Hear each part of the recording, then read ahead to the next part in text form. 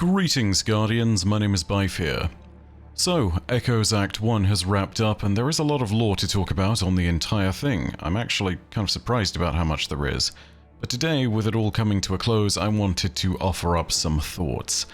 The TLDR is that whilst Final Shape is getting rave reviews, Echoes Act 1, not so much, at least on the narrative front of things. But let's not leave it there because inevitably there is nuance to be added to that. And I feel like it's only fair that I touch on that first. First of all, the first seasonal drop after any expansion is always a little less well done than the others because of the resources question. Predominantly, those resources have been pushed into the expansion, and we've seen this year on year in Destiny. Season of Defiance, Season of the Risen, Season of the Hunt, Season of the Undying. All of these seasons have been a little bit lackluster in comparison to their compatriots, because they are literally just after a big release, and they have less resources being pushed into them. You can even see this going all the way back to Destiny 2 Vanilla with Curse of Osiris, and even beyond that, Destiny 1 with Dark Below. This is not new, this happens. So ultimately, I kind of thought that this was not going to be brilliant. That being said, we should still talk about some things. There is a really important point that I want to bring up first, and it was originally raised by good Sir Mylin over on his channel, linked down below in the description by the way. For those of you who didn't see his video, he sounded the alarm way early on all of this back in the first week of Echoes, which was that essentially this is still feeling like the exact same loop of the seasons. So far, he has been almost completely right, and I wasn't happy to confirm it myself because I hoped it would be different. 1 week in, I'd made the same commentary that it feels as though this is more of the seasons. Granted, I was more excited for the potential of the actual story content rather than their delivery mechanism, but I think that we need to talk about that now because it's just become such a grinding point. And I think that we need to expand on what Mylin said because not only is he completely right, but there's more to it than what I've just said, there's more to his point generally. Mylin grabbed footage in his video from the reveal for Final Shape and the episodes, and in particular he grabbed a snippet where one of the Bungie devs on camera at the time identified a very key problem with the seasonal model, which was that it felt samey and that the routine was way too baked in. Whilst it did allow them a faster cadence of content delivery and let them deliver new storylines into the game regularly, the experience of those storylines was highly repetitive. Episodes were meant to shake up the framework and change up the delivery cadence. The dev's words, not mine.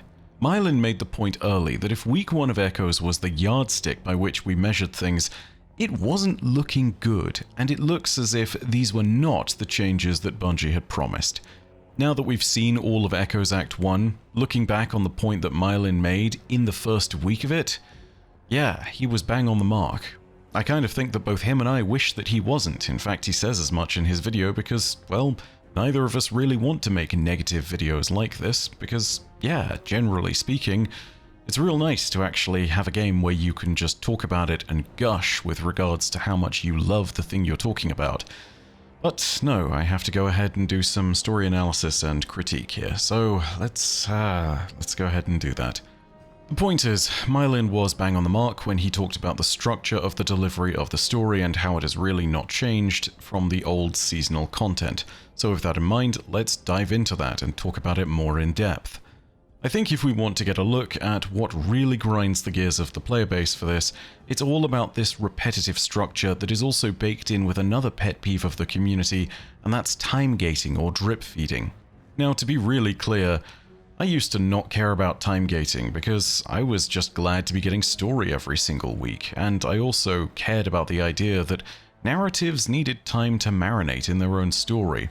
And I think that that's mostly still true, but by that same token, getting a story every single week does not mean that you need to have it delivered in the way that it's being delivered. The thing that kills it for me has become the please wait quest step. This is the moment in the weekly cadence where you're done with your 30 minutes or so of seasonal story each week, and you get the failsafe is compiling more data and will call for you when she has an update step.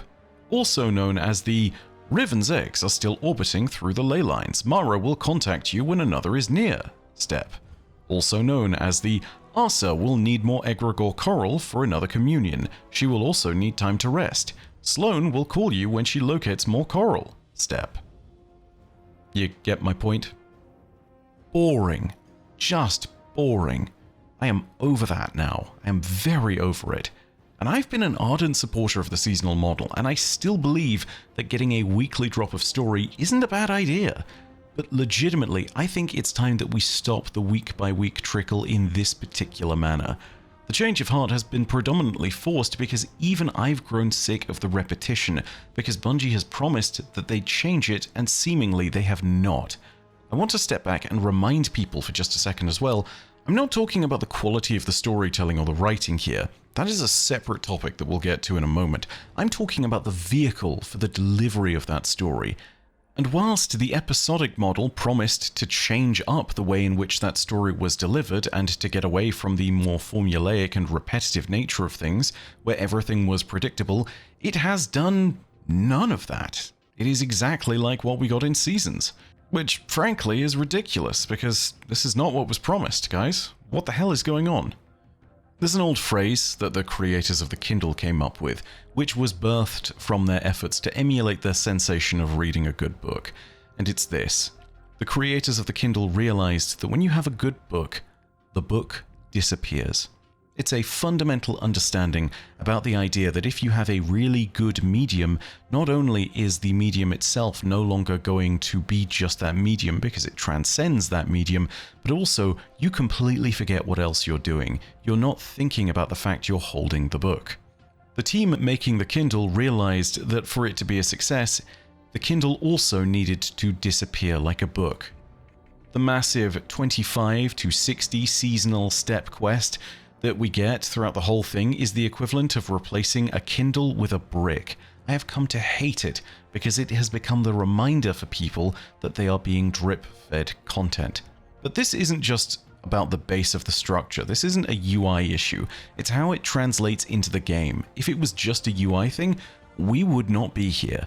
You could not have the seasonal quest being tracked. It could be 8-9 different quests, one each week, and you would still have the same problem. Because it's not just the fact that you have to wait and that is commonly pointed out to you. It's the fact that every single week it feels mostly the same structurally.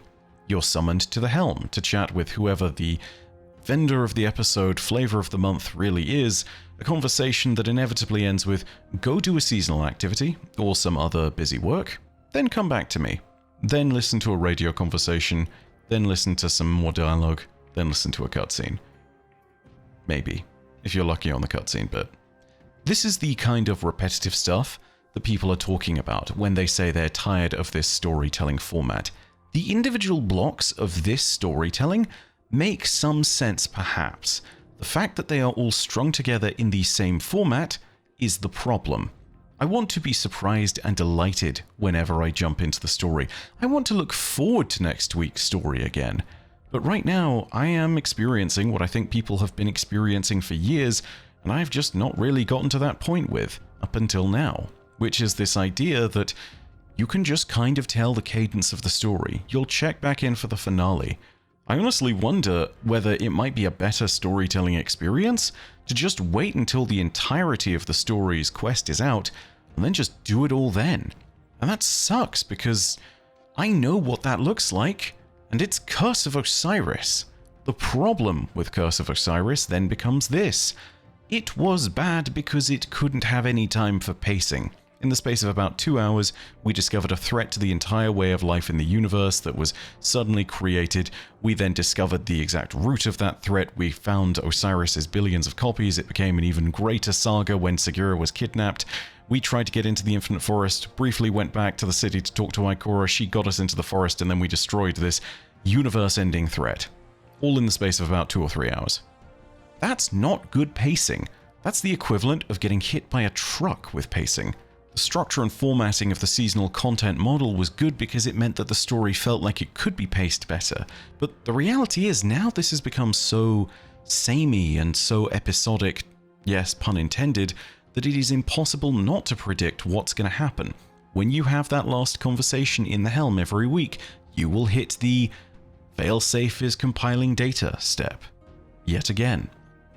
The whole structuring and format that currently exists for both episodic and the old seasonal models needs to be trashed ASAP. But what should replace it is the important question. Well, that really depends on the story being told, and I know that answer is just going to make life even harder for developers, but unfortunately, I think that's the truth. Here's the thing, right? And let's look at this from their perspective for a moment. The seasonal model and the content delivery cadence was only really possible thanks to the fact that there was a structure in place. Developers knew that every week there was going to be a certain amount of content they put into the game, and so they knew they could position key story beats that they wanted to show in those key moments, and they could build around that. There was an expectation of people will get this certain amount of story every week because they will play this certain amount of stuff. That structure makes it very easy to build up a coherent storyline and a set of events that will then get played out in front of everybody and everyone will be on the same page. That's good. But real stories don't exist in a formulaic manner like this. Moments of great storytelling don't just happen with such a regular cadence. Whilst the seasonal model has allowed some stories to ferment into fine wines because the weekly cadence makes sense, in other instances it has spoiled them entirely.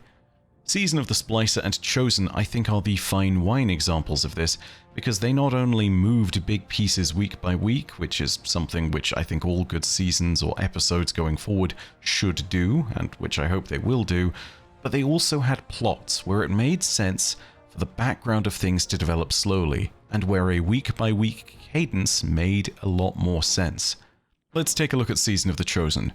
Keitel arrives, and quickly after we reject her armistice, effectively a Cold War has developed between us and the remnants of the entire Cabal Empire, and we're steadily making small political moves by thwarting Keitel's own moves.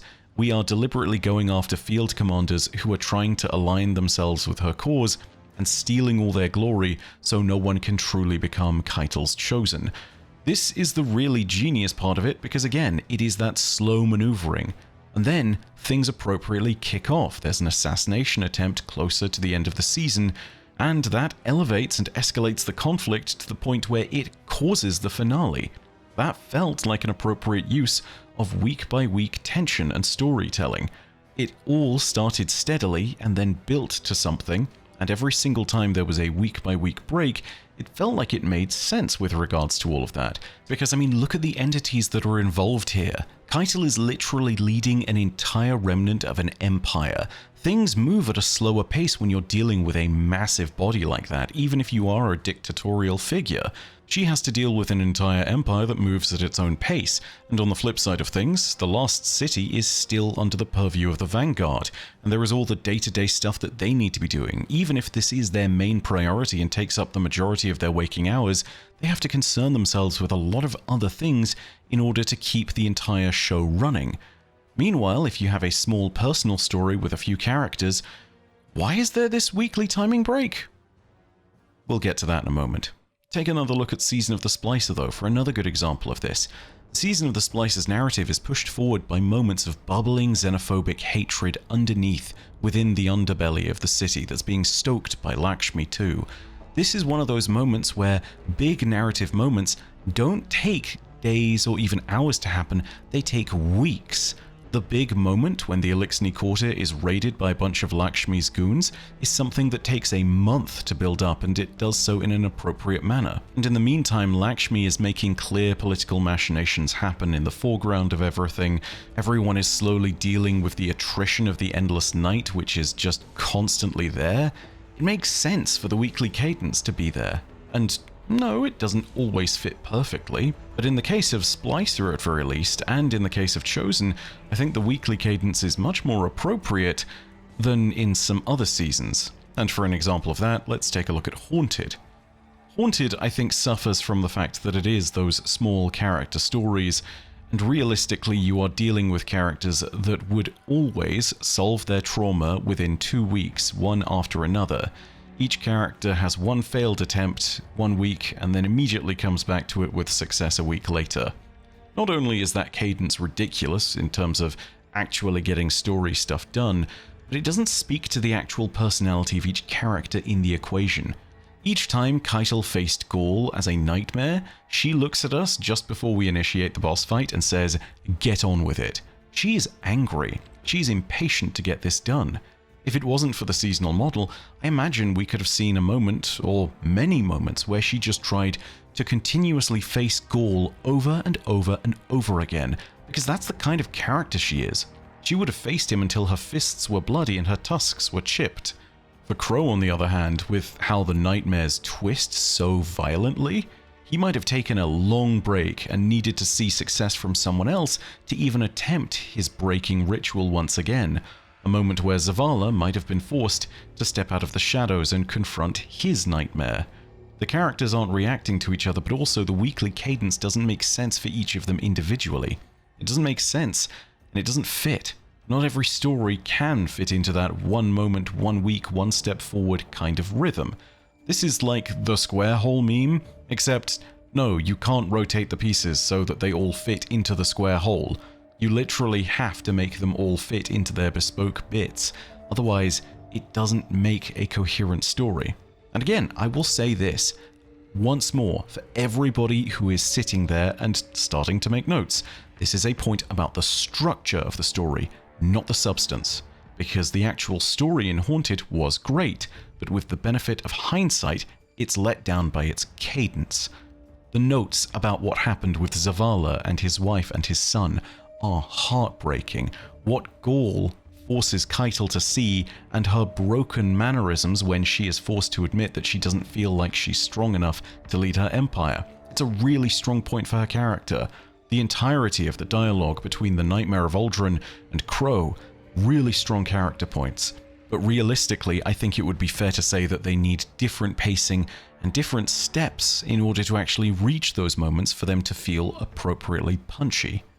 Bungie, if you want to fix this structure, I do have a few recommendations, and it starts with what I said just a few minutes back, which is ditch the one long seasonal quest, ditch the canned thing of every week you will get a new thing that you will do and it will be a formulaic thing. Have more story stuff tied in with triumphs, perhaps. Curate the story beats that are being told each season into activities that players will naturally engage with, and then just let them discover them. Don't sit there and send them out at the beginning of each week with a fetch quest from the dialogue vendor in the helm. Hell, part of the reason I had such high praise in my first impressions of Echoes was because of Enigma Protocol on week 1. And that wasn't something that I had high praise for because I thought that the activity itself was particularly spectacular. It's cool, but it's not too different from a bunch of other stuff we've seen in Destiny. Like, fun, pretty cool. I really enjoyed it because I felt like I'd unearthed it and just discovered it. The way it happened for me was not because of the quest step that some people picked up. I discovered it before then. I actually found it because I saw the shadow looming on the horizon, the weird kind of misty version of the Corruptor that shows up as a kind of purple-violet light. And then I started to see the code in the ring next to it. That was enough to make me start unraveling the mystery. We looked at the nearby confluence in a fire team and decoded what was being said. We followed the trail, found another place where we needed to decode things, followed that trail, went down into one of the wells, and then found the area where we would be able to discover the secret mission. I genuinely loved that moment because it was a moment that surprised me. There was real discovery there, and it led us to a whole secret mission. It was incredible just because of that feeling, and I really want to be able to capitalize on that note, because feeling like a story surprises you or feeling like a story delights you is so much harder when it's very predictable. Please, make more story beats that feed into things in this kind of manner. It has paid off. I can guarantee you, if the first episode's story was Enigma Protocol based instead, and if I had just found it, wow, I would have been raving about it still, because it would genuinely have been a shift. More importantly, keep things fresh, but keep them in the appropriate context for what's going on. It can't be the same kind of surprise every single week, otherwise again, it's going to get repetitive. And that's just one of those moments where, unfortunately, I can't give you advice on how to make things surprising every single week. But I can give you an example of how shaking things up is important, because it's actually the result of one of my favorite video game sequences of all time. and it comes from a very old game called Knights of the Old Republic. Veteran game devs, you will know this. Anyone who is part of the younger cadre of my audience might not. Mild spoiler, yes, the game is 20 years old, but at this point it's still so good that I recommend playing it for the story if you haven't. One day, you're just traveling in space. This is a Star Wars game, an IP that is very well known, and there is a mechanic by which you can be captured in space, you get hit by a tractor beam. And, lo and behold, the big bad of the entire story does this to us. Suddenly, you are no longer doing what you were doing before. You need to make a desperate plan with your team to bail out the crew, recover your gear, and escape in the ship that you came in on in one piece. Part of why I absolutely love this is because it's like throwing a grenade into the story of the game. It also presents a new narrative context that you can use to tell an exciting story and to shift things up if you need to. It felt anything but samey when the Leviathan captured the Ebon Hawk. And let me tell you, it was also the narrative basis to deliver one of the biggest gut punch twists in all of gaming that I've seen to this day. It's the kind of brilliant twist that I referred to when I was talking about the necessary level of twists that Savathûn needed in Witch Queen. And that all happens because of a change of context, because you're forced to reevaluate everything all of a sudden, and because you had a surprising moment. Now, to be really clear, I'm not suggesting that every weekly story mission needs to have a KOTOR level 2/3 of the way through the entire game twist, but I think that knowing that you can deliver on a moment like that is important, and delivering it structurally as well as narratively is equally important. Destiny is also not a world where this stuff just can't happen. It is full of potential twists and surprises. We should be seeing more of them, not less. I want to get to the point where I'm unable to guess what happens each week of the story, not just in terms of how characters develop and what they do and what happens, but also in terms of the actual structure. I am so over the thing of go out there, do the weekly quest, come back, listen to the weekly dialogue. It is unfortunately going to represent a constant challenge for the developers, and I wish I had an easy answer. All I can say is right now, this structure needs to be ditched. So, with that being said, I've talked a lot about structure. What about the actual narrative that's within it? What about the story of Echoes? Does it have interesting ideas? Is it compelling? Are the characters good? And to all of that I say yes and no. I think there are some story beats that are really compelling, but they're hampered, once again, by the structure of things. I think that there are some ideas that are compelling no matter what, and I think there are some ideas that Bungie talks about and then proceeds to never really show, which is tragic. More on that at the end. Starting off with characters, let's talk about Saint, Osiris, and Failsafe. Personally, I'm actually okay with what's been done with each of these characters this season, with maybe a little bit of an asterisk over Osiris because I feel like he's being underused right now in the narrative, at least in terms of what the main storyline could receive from the thrust of his ideas and his character himself. We'll get to that in a minute though. I wasn't expecting to like Failsafe as much as I did, which was honestly a pleasant surprise. She was someone I basically never cared about in Destiny 2 Vanilla, and this season's dialogue even acknowledges that, with the idea of her remembering the fact that we haven't been to visit in a long time, and the fact that we might have forgotten she even existed. Which, yeah, that's some self-awareness and breaks the fourth wall a bit, but I don't care, it's fine. Her voice talent put some good work in, and it shows. It's crazy to see the difference that nearly a decade worth of maturing with a character will do, and honestly, I do genuinely think that the character is better written now as well, just on the basis of it's not delivering a Destiny 2 vanilla type plot.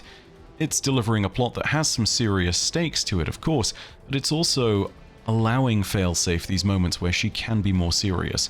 Before, it was always, oh, the sad voice is sad and the happy voice is happy, and sometimes a little bit stressed and anxious. Now, Failsafe's serious voice can actually talk about serious topics and can give some genuine advice. It doesn't feel as though they're presenting a caricature, it feels as though Failsafe is actually a character. The voice talent, again, putting good work in its shows. But even with all of that, I think that it's fair to say that Failsafe is going to be one of those characters that is like chalk and cheese to some people. She is just not going to mix with some, and there's not much Bungie can do about that other than choosing to not use her character. But this is the direction of Echoes, and Failsafe is here no matter what. Saint and Osiris are mostly the same as they've always been, but the angle at the end of Act 1 throws a really interesting twist on things, with Saint questioning his personhood as an Exo, whether he is actually the correct Saint, whether he's some kind of aberration from a different timeline, whether he is his true self. Seeing him under threat for once is a real sea change, and him being shaken enough to question things like this is a really interesting direction for his character in particular. He is no longer the unbreakable, stalwart Void Titan. He is no longer the walking Ward of Dawn. He is no longer the guy who headbutted a Kel to death. For the first time in ages, Saint is actually martially vulnerable, and that's really interesting, especially when you put him next to Osiris, who now people see as more vulnerable, but who is having to be the strong one in the relationship. What Osiris does with all that change in Saint's character will mostly be determined in Act 2 and 3, and I think that's really going to determine what my core thoughts on Osiris are. That being said, I think it's appropriate to bring him along as well as Saint because, well, it's a Vex season, and as was stated, it is appropriate to bring your Vex-related characters to this. Osiris is of course the foremost expert on the Vex, and his expertise is something that will probably be valuable in Act 2 and 3. I hope, because thus far, I think it's the thing that actually ties into the aspect of the story that is really missing, and the big missed opportunity of Echoes Beyond Structure. It feeds into this. Bungie could have shown us something in-game, and they could have told a story about it at the same time, but instead they've just told us about it. And it's a shame because this is a story point that could have led to the first interesting Vex story in a long, long time. Very early on in the story, Osiris, Failsafe, and Saint have this conversation. Take a listen. All systems stable. Signal is clear. Initializing now. Hello? Oh, there you are. Welcome to the helm, Failsafe. Give me a second to recalibrate. It's the first time I've been off of the Exodus Black since... My creation. I've never been a guest before. Thank you for having me.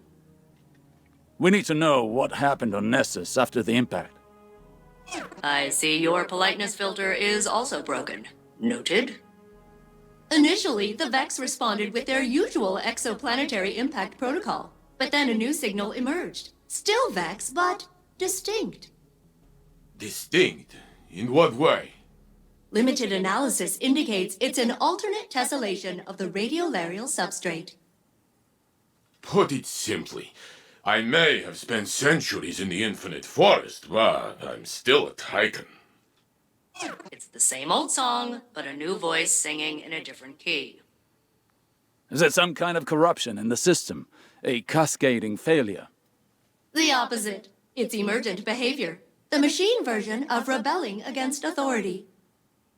You can relate to that, right, Osiris? I'm sure I don't know what you mean. This little conversation is expanded upon a bunch as we continue through the season. The short version is this. The Vex, at least here on Nessus, are changing and are rebelling against their typical behaviors.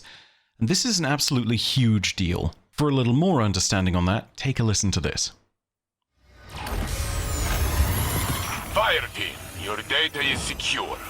Huh, that's weird. It is not weird. The Guardian does not fail. No, I mean, normally Vex procedures trickle down from the top minds, you know? But these are all talking to each other instead. I see. That is strange. We cannot rely on bringing them down by cutting off the head, then. No matter. We have enough fists for them all. If you know anything about Vex lore, you can see why this is really strange, and you can see why this could lead somewhere. There are currently aberrant behaviors in the Vex that are forcing them to rebel against structures in their systems as old as time itself. The Vex are fighting amongst themselves over these changes. The Vex are at war with themselves, and Nessus is being changed as a result. It makes me wish we saw more of this. This is a species of tiny microorganisms that has the drive collectively to take over the universe.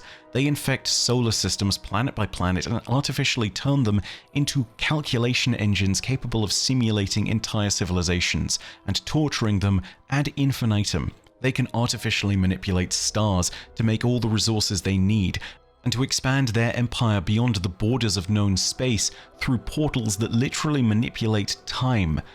There is a war going on with them. The Vex are having a civil war effectively on Nessus.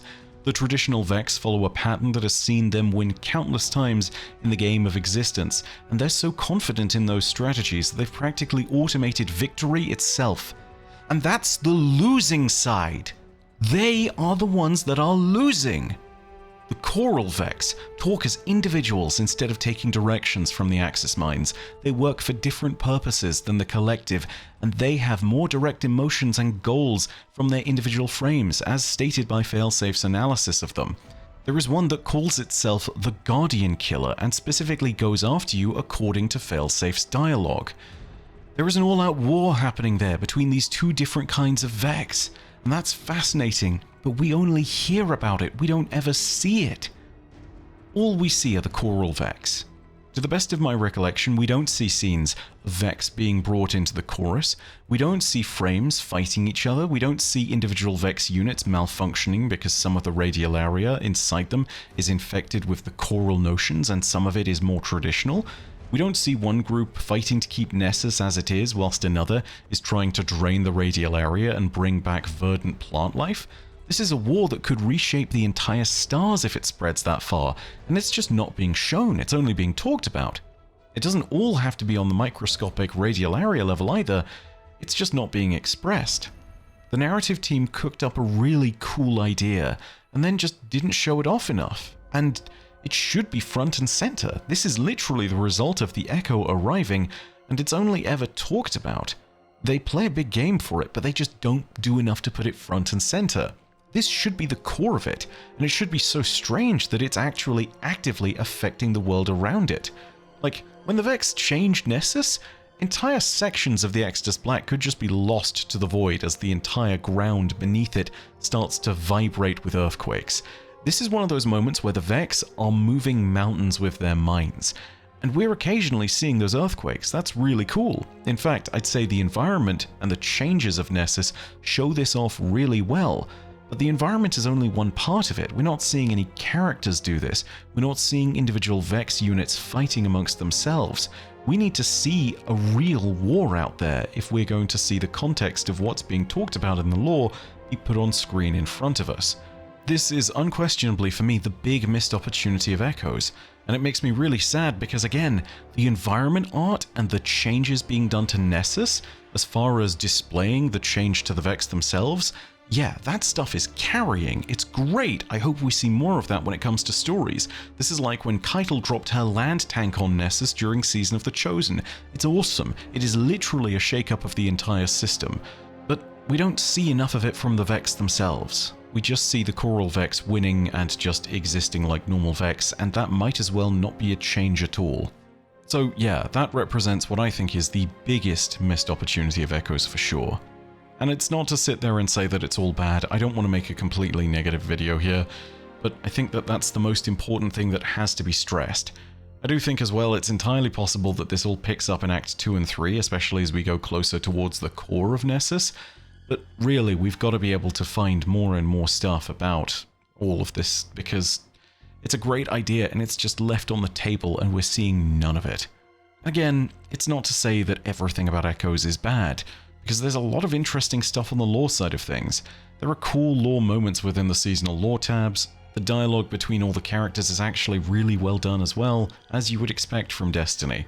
And, well, I'm pretty sure we all know who the big bad, aka the Conductor, really is, and that still has a lot of promise to be a really interesting villain arc, which could still make this an interesting Vex story all on its own. But man, just based on the missed opportunities and the bad fumble with regards to changing the structure that was never changed.